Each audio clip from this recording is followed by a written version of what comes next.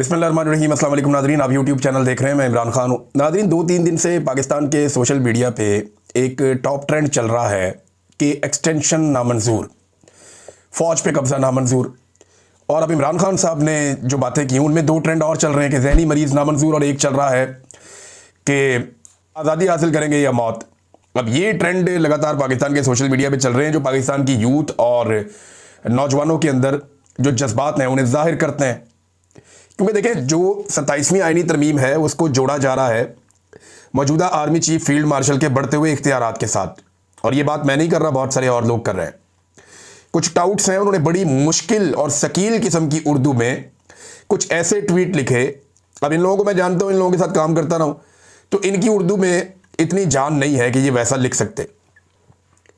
बल्कि जैसे ट्वीट्स इन्होंने लिखे, ऐसे ट्वीट्स तो तारिक मतीन भाई और आफ्ताब इकबाल भाई भी नहीं लिख सकते।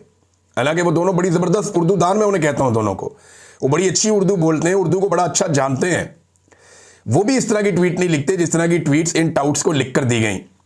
इसका मतलब ये है कि सिस्टम में कोई एक आदमी ऐसा भी आ गया है जिसको अच्छी उर्दू लिखनी आती है और जो रजिस्टर करना चाहता है कि उसके लिखे हुए ट्वीट्स हैं, तो साहब बहादुर जब देखें तो उन्हें पता चल जाए कि जनाब ये हमारे आदमी ने लिखे थे। वो अलग से नजर आते हैं और टाउट्स भी जनाब उनको पकड़ के कॉपी पेस्ट कर देते हैं। बताया ये जा रहा है कि जनाब फौज के स्ट्रक्चर के अंदर कोई तब्दीली हो रही है, तो उसके लिए तो किसी आईनी तरमीम की जरूरत नहीं है। फौज की जो ऑपरेशनल सलाहियतें हैं उनके अंदर कुछ अगर उनको दिक्कत है तो वो इंटरनली मैनेज कर सकते हैं। फौज का अंदर पूरा एक मैकेनिज्म है, वो उसको जो चाहे कर सकते हैं। लेकिन यहां पे मामला आईन में तरमीम का है। आईन में तरमीम करके जो फील्ड मार्शल आसिम मुनीर हैं उन्हें ज्यादा इख्तियारात देने की कोशिश की जा रही है। अब इसका रीजन क्या है? शहजाद अकबर साहब इस पर बात करते हैं। इस्लामाबाद में कोई दोस्त हैं, वो खबरें देते हैं, बात नहीं करते। यानी जितने जर्नलिस्ट हैं इस्लामाबाद में, उनसे आप बात करें तो वो खबरें दे देते हैं, बात नहीं करते। और वो ये कहते हैं जी कि अगर हमने बात की तो हम फंस जाएंगे। वहाँ इस्लामाबाद में बैठ के बात करना बड़ा मुश्किल है। लेकिन जो पिक्चर पूरी बन रही है वो ये है कि आसिम मुनीर साहब के अंदर एक खौफ है, एक परेशानी है कि मेरा बनेगा क्या। क्योंकि जो कुछ पाकिस्तान में हो गया है ना, जितनी दफ़ा कत्लेआम हो गया, जितना पाकिस्तान में जुल्म हो गया, मजहबी सियासी जमातों के बंदे मार दिए, PTI के बंदे मार दिए, हर एक जगह के ऊपर जुल्म बर्बरियत, जो बलूचिस्तान में खवातीन के साथ किया, जो कबायली इलाकों में नौजवानों और बच्चों के साथ किया, ये जो कुछ भी पाकिस्तान में हो रहा है, एक आर्मी चीफ के ऊपर इसका बोझ तो होगा, ये ऑब्वियस है। वो इसको ठीक समझ के भी कर रहा हो तो उसके ऊपर ये बोझ तो रहेगा। तो अपने आप को महफूज रखने की एक जो जबिलत है इंसान के अंदर, वो तो होती है। इससे पहले वो फील्ड मार्शल बने ताकि ताहयात वो एक मिलिट्री ऑफिसर रहें, उनकी रिटायरमेंट कभी ना हो। क्योंकि जब तक वो इस ओहदे पे रहेंगे, वो सिविलियन कोर्ट्स में जाने की बजाय वो ये मामला उठाएंगे, जी मुझे लेकर जाओ फौजी अदालतों में, तो वह उन्हें प्रोटेक्शन मिल सकती है। तो अब एक नया ओहदा जो है वो भी क्रिएट किया जा रहा है मुबैना तौर पे, और उसके बारे में दावा यह है कि आसिम मुनीर साहब को लामहदूद इख्तियारात दिए जाएंगे फौज को कंट्रोल करने के लिए, और जो सिविलियन के पास फौज का कंट्रोल है मुबैना तौर पे वो भी कम हो जाएगा। अब आप एक नया सिनेरियो देखिए कि ऐसा लगता है कि दुनिया के तमाम ममालिक के पास फौज होती है। यानी दुनिया का जो हर मुल्क है उसके अंदर एक फौज होती है ना, जो उस मुल्क के मुताबिक काम करती है। दुनिया के हर मुल्क के बाद अमेरिका, यूरोप के सारे मुल्क, ऑस्ट्रेलिया, चाइना, रशिया, सबके पास एक एक फौज है। लेकिन पाकिस्तान इस तरमीम के बाद जो पिक्चर खींची जा रही है, अगर वो हो जाता है तो एक ऐसा मुल्क बन सकता है जहां पे एक फौज के पास एक मुल्क होगा। मुल्क के पास फौज नहीं होगी, फौज के पास एक मुल्क होगा कि जनाब ये मुल्क हमारे पास है, अब हम फैसला करेंगे इसे कैसे चलाना है। लेकिन ना, कल वो क्या बता रहे थे कि जनाब सोने के ज़खायर का पता चला है तो आर्मी चीफ को जाके बता दिया गया। क्यों जी? उनका ताल्लुक क्या है सोने के ज़खायर से? उन्हें आर्मी चीफ लगाया हुआ भाई, उन्होंने जाके हिफाजत करनी है दुनिया में पाकिस्तान की। उन्होंने मादनियात नहीं खोदनी, ना ये उनका काम है, ना उनसे ये होगा, ना इसके लिए वो ट्रेंड है, ना इसकी उनके पास तालीम है। बहरहाल ये अब तरमीम जो है वो मुतनाज़ होती जा रही है। बंदे लॉन्च हो रहे हैं तरमीम के लिए। फैसल वाडा लॉन्च हो चुके हैं, MKM लॉन्च हो चुकी है, कुछ और तोहफे जो हैं वो लॉन्च हो गए, कुछ अभी मजीद निकाले जाएंगे, उनको धूप लगवाई जाएगी। जो लोग बिल्कुल पसे पर्दा चले जाते हैं उन्हें निकाल के अपने अपने असासों को लाया जा रहा है कि निकलो भाई, निकल के बताओ कि आईनी तरमीम तो हर हाल में पास करनी है, इसके अलावा तो हल कोई नहीं है। आमिर इलियास राणा साहब बड़े अच्छे जर्नलिस्ट हैं, ये PMLN के बहुत करीब है, क्योंकि नवाज शरीफ साहब के तकरीबन तमाम दौरों में ये उनके साथ रहे हमेशा, और नून लीग की भी क्योंकि बीट करते हैं तो उन्हें काफ़ी नून लीग के हवाले से आइडिया रहता है। तो उन्होंने भी पोल खोल दिया। वो DG ISPR आकर कहते हैं जी हमारा तो सियासत से ताल्लुक ही कोई नहीं है, कोई ताल्लुक हमारा सियासत के साथ नहीं है। तो आमिर इलियास राणा साहब जो हुकूमत को कवर करते हैं, उन्होंने आके पोल खोल दिए। उन्होंने बताया जी कि आज़ाद कश्मीर में अदम एतमाद क्यों नहीं हो रही? देखिए, आज़ाद कश्मीर में याद रखिएगा कि पीपल्स पार्टी अपने नंबर पूरे कर चुकी है, और ये खबर आपको मैं 10 दिन पहले दे चुका हूं कि पीपल्स पार्टी के आज़ाद कश्मीर में नंबर पूरे नहीं हैं, पूरे से ज़्यादा हैं। वो बड़े आराम से तहरीक अदम एतमाद ला के और 24-48 घंटों में जितना टाइम वो लेना चाहें वो अपनी हुकूमत बना सकते हैं। और जो वहाँ वज़ीर आज़म है वो ऑप्शन भी सोच रहा था इस्तीफ़ा देने की, लेकिन आमिर लियास राणा साहब ने ये बात की, मोहसिन बेग ने भी ये बात की, जो मौजूदा आर्मी चीफ के ताल्लुक वाले पुराने, जब ये आर्मी चीफ बने तो उनकी और इनकी एक हंसते हुए तस्वीर बहुत वायरल हुई थी। फौज कहती है हमारा सियासत में किरदार नहीं है। ये बता रहे हैं कि अगलों ने रोक दी है तहरीक अदम एतमाद आज़ाद कश्मीर में कि पहले 27वीं तरमीम करो फिर अगली चीज़ें मिलेंगी। कुछ लो और कुछ दो होना है। 27वीं तरमीम दो, गिलगित बल्तिस्तान और आज़ाद कश्मीर लो, यही सौदेबाजी है जनाब। ये सौदेबाजी जो है वो आमिर लियास राणा साहब ने बताई, तो चीज़ें ऐसे एक एक करके जो है वो खुल जाती हैं। एक और इंटरेस्टिंग नाजरीन और बड़ी खबर है, और ये अमेरिका से मैं इसलिए बीच में सुना रहा हूं कि पाकिस्तान के निज़ाम को आप देखें, पाकिस्तान आगे क्यों नहीं बढ़ पाता, और अमेरिका को हम क्यों कहते हैं सुपर पावर है, बहुत ताकतवर है। देखें, पाकिस्तान की फौज अमरीकी फौज के सामने बहुत कमज़ोर है।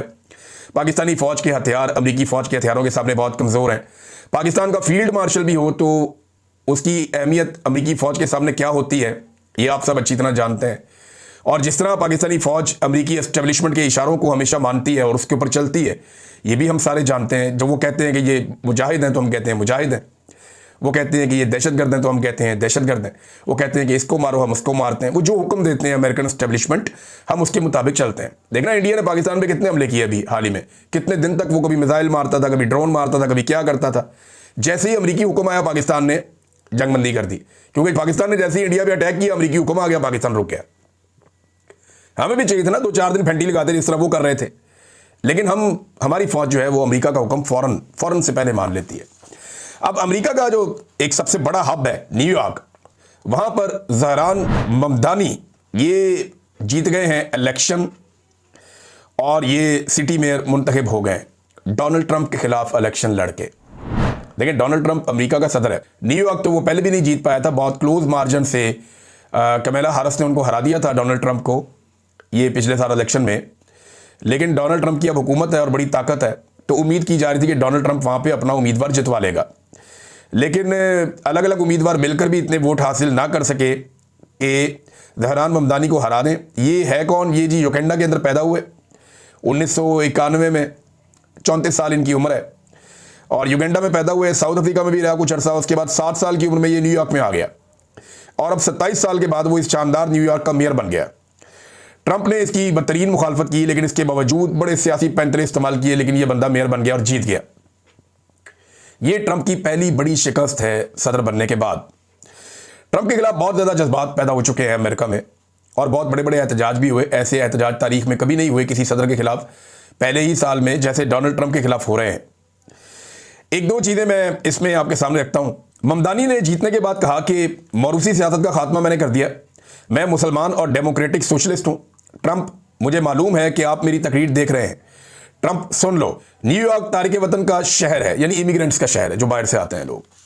तारिक वतन ही न्यूयॉर्क को चलाएंगे। आज हमने खौफजदा करने वालों को जवाब दे दिया है। ये शहर आपका है, जमहूरियत आपकी है। आपने साबित कर दिया कि ताकत आपके हाथों में है। मेयर के इंतखाब में जीतने के बाद ज़हरान ममदानी ने यह भी कहा, और यह भी कहा कि अगर तुम हम में से किसी एक के पीछे आओगे तो फिर हम सबको सामने पाओगे, हम सबका मुकाबला करना पड़ेगा तुम्हें, यह भी कहा ममदानी ने। तो एक तो डोनाल्ड ट्रंप और उसके नज़रिए को शिकस्त हो गई। लेकिन आप देखेंगे अमेरिका के अंदर ना तो उसका इंतखाबी निशान छीना गया, ना कागजात नामजदगी मुस्तरद किए गए, ना जबरी तौर पे गुमशुदगियाँ हुई, ना ही इंटरनेट और मोबाइल फ़ोन बंद किए गए, पुलिस का टॉर्चर भी नहीं हुआ, जो वोटर्स के वोट हैं वो दूर दराज इलाकों में मुंतकिल भी नहीं किए गए, गिरफ्तारियाँ भी नहीं हुई, चादरों और चार दीवारियों का तकद्दुस भी पामाल नहीं हुआ, और बिलाखिर फॉर्म 47 भी यहाँ पे पाकिस्तान में जारी किया गया था, वो भी वहाँ पे नहीं हुआ। अब ये बंदा जो है गजा में नस्लकुशी के भी खिलाफ है। आप गौर करें नाज़रीन, पाकिस्तान के अंदर एक आर्मी चीफ की ख्वाहिश के ऊपर पूरी हुकूमत बन जाती है। एक इलेक्शन कमीशन जो है पूरा का पूरा इलेक्शन उल्टा के यहां से वहां कर देता है, और जिस तरह के हथकंडे हमने एजेंसियों को इस्तेमाल करते हुए देखे इलेक्शन से पहले, कोई सोच भी नहीं सकता। लेकिन न्यूयॉर्क में डोनाल्ड ट्रंप इलेक्शन लड़ने के अलावा और कुछ नहीं कर सका, कुछ भी नहीं कर सकता। यह है डेमोक्रेसी, जिसकी वजह से अमेरिका सुपर पावर है और हम उसके गुलामों के अंदर से एक गुलाम है। यह बात सच है, आपको बुरी लगती है तो लगती रहे। इमरान खान ने कहा था कि एब्सोल्युटली नॉट। देखें अमेरिका और उसके गुलामों ने इमरान खान का क्या हाल कर दिया, और आज अमेरिकन पशेमान है कि यार ये क्या हमने कर दिया, लेकिन वो अपने काम निकलवा रहे हैं। अमेरिकन तो कभी इस पर खुश नहीं होंगे, लेकिन अपने मुल्क के अंदर वो डेमोक्रेसी रखते हैं, हमारे मुल्कों के अंदर वो डेमोक्रेसी पसंद नहीं करते। नाज़रीन, अडियाला जाने वालों की एक नई लिस्ट भिजवा दी गई है, और ये जो नई लिस्ट है इसके अंदर कौन कौन शामिल है? सुहेल अफरीदी का नाम है, मीना खान अफरीदी हैं, और मुश्ताक गनी हैं, फ़खर जहान खान हैं, ये साबिक मिनिस्टर हैं, तैमूर खान झगड़ा है इमरान खान साहब के साथी, इन्हें नहीं मिलने दिया जा रहा बड़े अरसे से, और मोइन कुरैशी साहब है MPA जो पंजाब के अंदर बड़ा रोला शोला डाल के रखते हैं। तो ये 6 बंदों के नामों की एक लिस्ट भिजवाई गई है। सलमान अकरम राजा साहब के इसके ऊपर दस्तखत हैं। तो अब एक दफ़ा फिर सुहेल अफरीदी साहब जाएंगे, मुलाकात करवाते हैं नहीं करवाते वो एक अलग बात है। लेकिन सुहेल अफरीदी साहब पार्लियामेंट पहुंचे थे, कौमी असम्बली में, और PTI ने वहाँ पे एक करारदाद भी जमा करवा दी है कि सुहेल अफरीदी एक वज़ीर आला, उसकी इमरान खान से मुलाकात नहीं करवाई जा रही। कौमी असम्बली में करारदाद जमा करवाई गई है, और सुहेल अफरीदी ने यह भी कहा कि 17 सीटों वालों को तो ये हक ही हासिल नहीं है कि वो एक आईनी तरमीम कर दें। एक्चुअली तो शहबाज शरीफ और उनकी पार्टी ने 17 सीटें जीती हैं, बाकी सीटें बाकी जमातों ने जीती हैं, और 180 से ज़्यादा सीटें इमरान खान साहब की जमात ने जीती हैं। तो इमरान खान साहब की जमात की ना सिर्फ सीटें कम की गई वक्तन फ़वक्तन, उनके बंदों को फारिग किया गया, नाअहल किया गया, सीटें छीनते रहे, बल्कि फॉर्म 47 के ऊपर 100 के करीब सीटें बांट दी गई बाकी पॉलिटिकल पार्टीज़ में।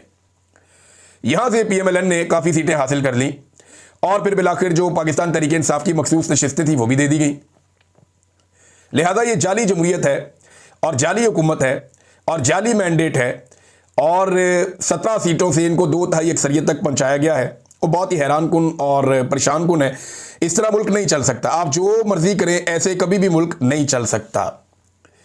लेकिन ये बजिद है कि जनाब हमने ऐसे चला के दिखाना है। तो मैं आपके सामने एक चीज़ और रखता हूं कि इन्होंने पाकिस्तान का हाल क्या कर दिया, और इनकी जिद्दबाजी ख़त्म नहीं हो रही।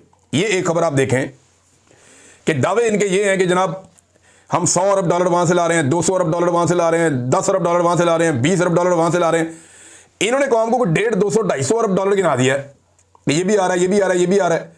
$2 अरब का चूना ये लगा रहे हैं पाकिस्तानियों को कि जनाब आज़रबाईजान से आ रहा है। शहबाज शरीफ साहब हर 2 महीने बाद आज़रबाईजान का चक्कर लगा के आते हैं, पता करें ये चक्कर क्या है।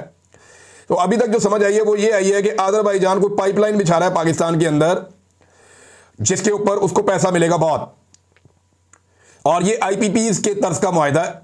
वो जब पाइप बिछा देंगे उसमें से तेल गुजरे या ना गुजरे, उसको इस्तेमाल करें या ना करें, आपने आज़रबाईजान को पैसा देना ही देना है, उसका आपने उसका रेंट पे करना ही करना है। ये IPPs के तर्ज का एक मुआहदा शहबाज शरीफ साहब कर रहे हैं आज़रबाईजान में कंपनी के साथ। ये बार बार आज़रबाईजान लेने क्या जाते हैं, इनके बच्चे भी साथ जाते हैं।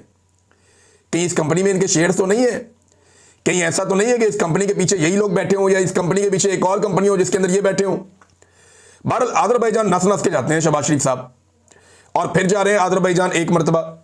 तो इन्होंने बड़े दावे किए जनाब इन्वेस्टमेंट आ रही है। अभी जो जरदारी साहब है वो कतर के दौरे पे हैं, जनाब इन्वेस्टमेंट आएगी, इन्वेस्टमेंट खे आएगी, ये खबर आप पढ़ें, और ये बहुत फैली हुई है हर तरफ। मैं आपको उठा के siyaasat.pk से सुना रहा हूं। गैर मुल्की बराह रास्त सरमायाकारी को मुसलसल धचके, कतर के अलसानी ग्रुप ने पोर्ट कासम पावर प्लांट में हिस्सेदारी बेचने का इंदिया दे दिया।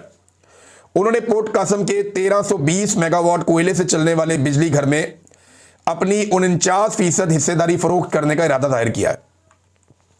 अब आप अंदाजा करें, ये $1 अरब से ज़्यादा पैसे हैं उनके, कतर के।